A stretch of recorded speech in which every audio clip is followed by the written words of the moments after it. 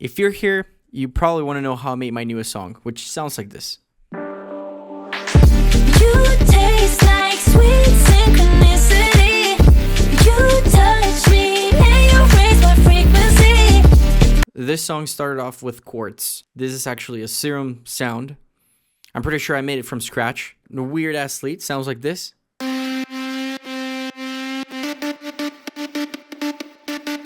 That's basically what I did. The melody is actually very simple.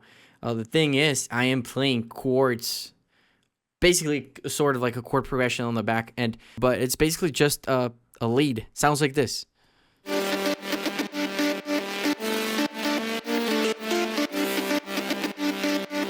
Without any effects, sounds like this.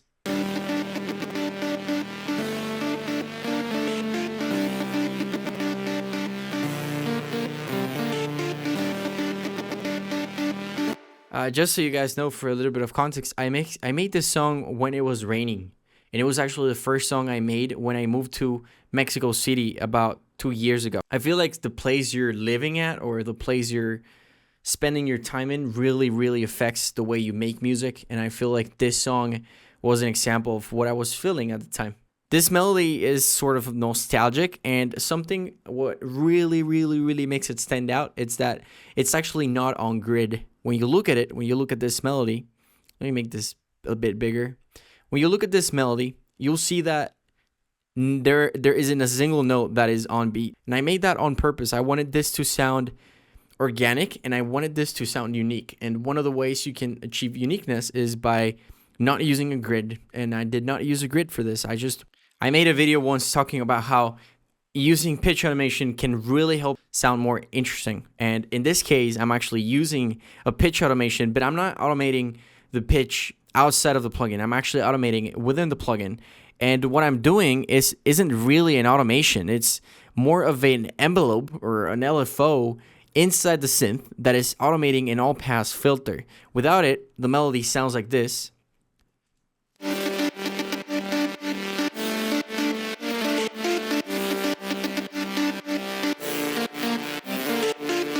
And with pitch automation, sounds like this.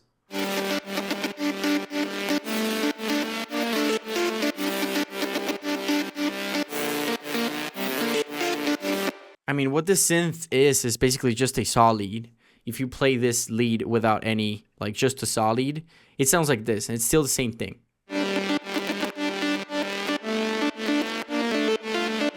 You see, but then I have some grain delay, wavetable, and then I have a harmony, which a lot of you would say this sounds dirtier now, and it does. And like I've said, I was trying to achieve something that sounded sort of like indie in a way. So it's like full of noise, like it's not on grid, like as human as possible. Like how would a synth would sound if I recorded it with like a very low quality mic? I think this would be how it would sound. And that was what I was trying to acquire. Like I had the goal of making it sound like real, you know? So from there, what I made was drums. This was very, very, very important too, because these drums are not aligned with the grid either. If you want to make drums that sound like this,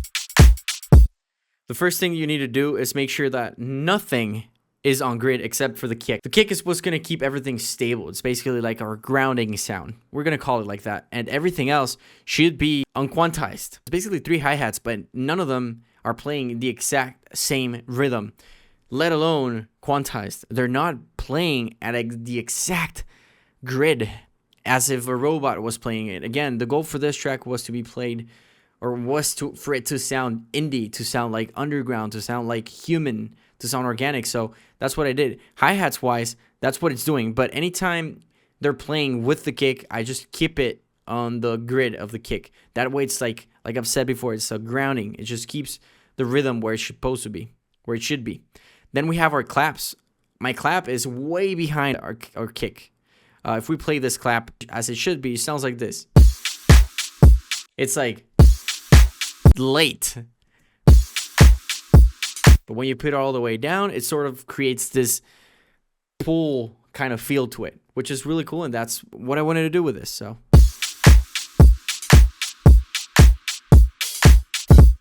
these are basically the drums. What am I doing to these drums? Honestly, you guys know what I do with these drums already. Like, get rid of the lows. The kick has a clipper. We have a clap that is, of course, getting rid of the lows. And we have a shaper box that's adding some white noise to it.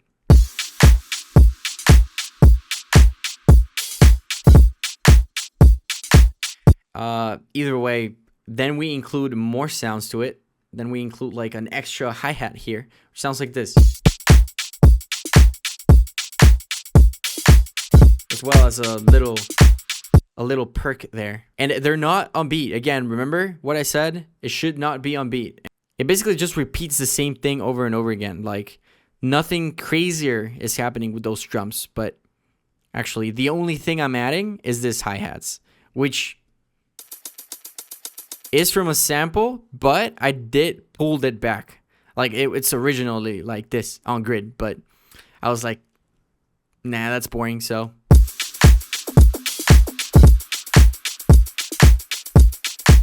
Again, take selection takes a big part on this drums. I had 3 kicks before, which I wanted to use, but they weren't sounding that good. So this is another kick that I had. It was kind of short, and then another kick.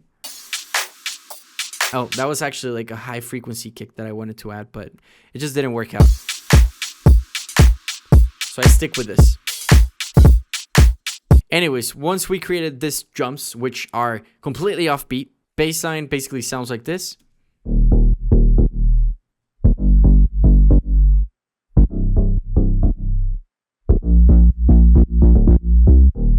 And yes, it is saturating often, and there are no excuses for this mixing not being perfect, but I do have an excuse, and that is I made this song when I first moved to Mexico City, and I was living in an apartment where I had 0 acoustic treatment, so it was really hard for me to mix. And again, I think that's what's important about this song. I made this song for it to sound human, for it to have mistakes. I didn't want another robot song. I wanted something that was real, you know? So this bass is basically a layer of 3 basses.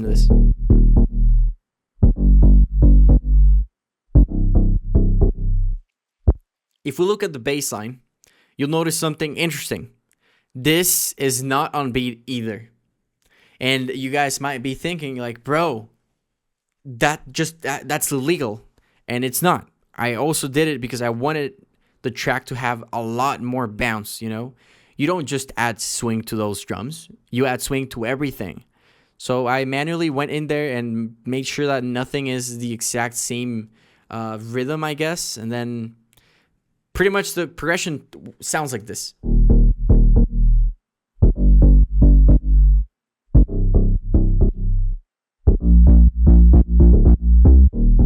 That's it. Do you play it with the drums?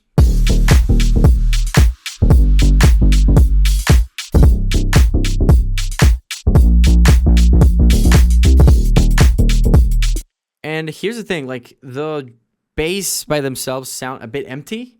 And that was on purpose because I felt like the melody or like the main synth was a bit too hectic. Like I couldn't make a bass line that would completely follow the rhythm of the lead because it was too complex, or too complicated. It was repeating notes over and over again. So it was like, I need to make something simpler. So this is how the drop sounds without vocals.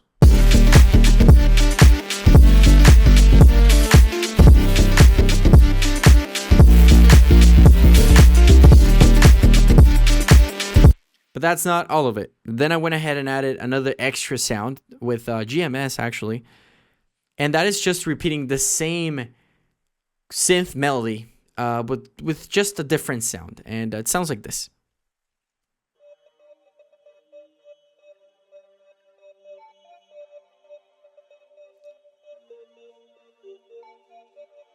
It sounds a bit like you're in the stars or like in heaven. And the goal for this sound was just to give the main sound space and a bit of texture. You know how it has some sort of bit crusher? crush. It has crush. If you remove it, it's like, but with Bit Crusher, it just adds something, you know. It's almost unnoticeable, but it's there. And yeah, again, I didn't want to put too many sounds with the main sound because I felt like it was gonna sound crazy, and also I was just vibing with this song, and it wasn't like I was trying to make. First of all, let me just get this straight. I wasn't trying to make a song that I would release. Worked, but I don't know what genre this is, and I struggle so much releasing this song because of that. But like I've said, I suggest you guys sit down and try to make something out of your heart and out of your head instead of just trying to follow a trend or something like that. And that's what I did. It was about almost 2 years ago.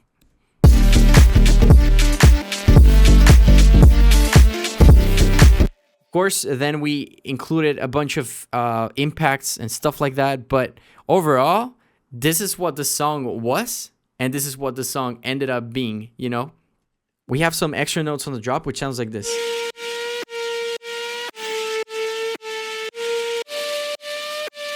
And they really complement the main sound. Sounds like this.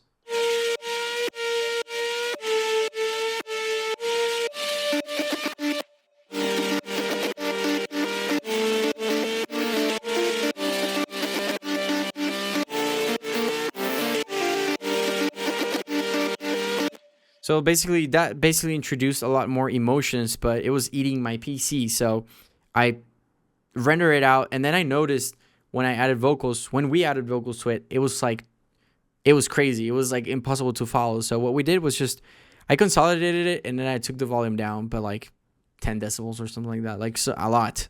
And you can barely hear it anymore, but that's what happened.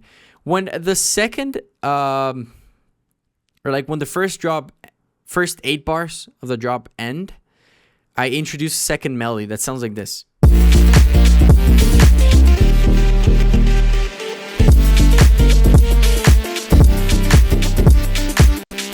And as you can see, it's basically just changing from D sharp, or like D, to G. And also the note, instead of going down, like it usually goes down here, but I made it go 1 octave higher. Then production wise, after the like 16 bars, whatever, we have a stop, which sounds like this. I remove everything.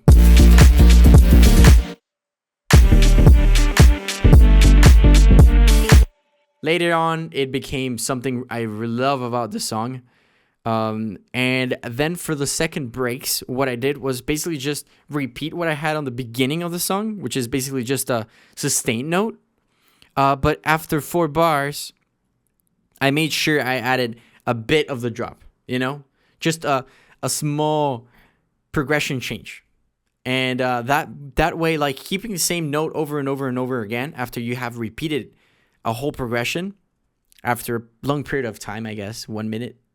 1 minute and 1.8 minutes. It creates tension. So you want to try to repeat stuff whenever you feel like, how can I add tension in 4 bars? It's like just repeat the same thing over and over again, like the beginning of something somebody already knows. So I don't know. I did this. It also has a different clap. You can find all the drums here. Again, none of these are on beat. And I tried so many different rhythms, but I felt like it was just, there were so many rhythms on the drop that when you would get to that part, it would be like overwhelming. So what I did was just make a very simple kick, clap, kick, clap, and then a weird before the next part started, you know. That's it.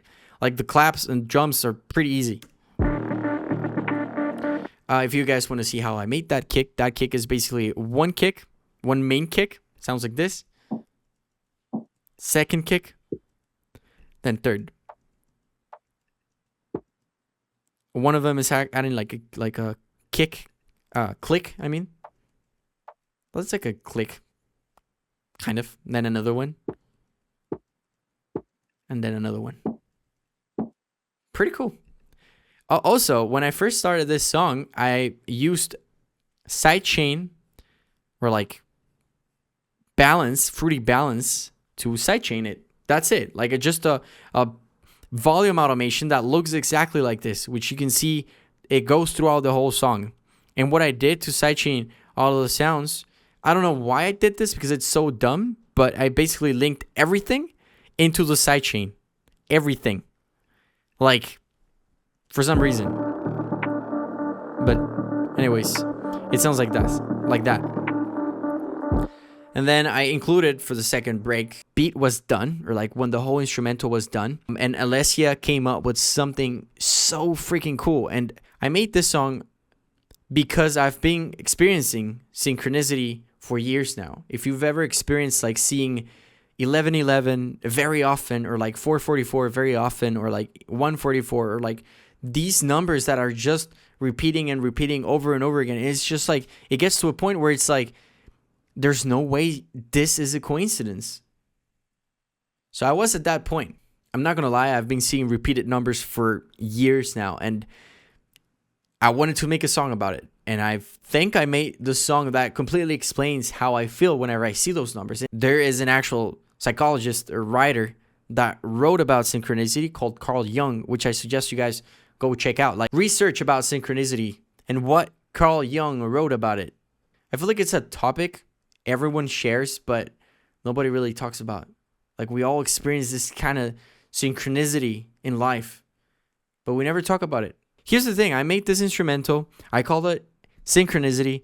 And when Alessia listened to it, what I really loved about her work is that she kept the title Synchronicity. Like, not only did she make an amazing top line, but she used the word synchronicity and she wrote a whole lyric process that had something to do with synchronicities, which to me is amazing. I've made so many songs in the past where I send to a vocalist and like the lyrics I get sent back are the just cheesiest things ever, or things I don't relate to at all. Or like I send them a song that's called like Enlightenment, and then I get back something that is like, oh, we drank tequila all night on the bar, and it's like, bro, the song was called Enlightenment. What do you mean we drank tequila? Like, Alessia did such a good job. And then Alessia was like, yo, I think we should send this to a friend of mine.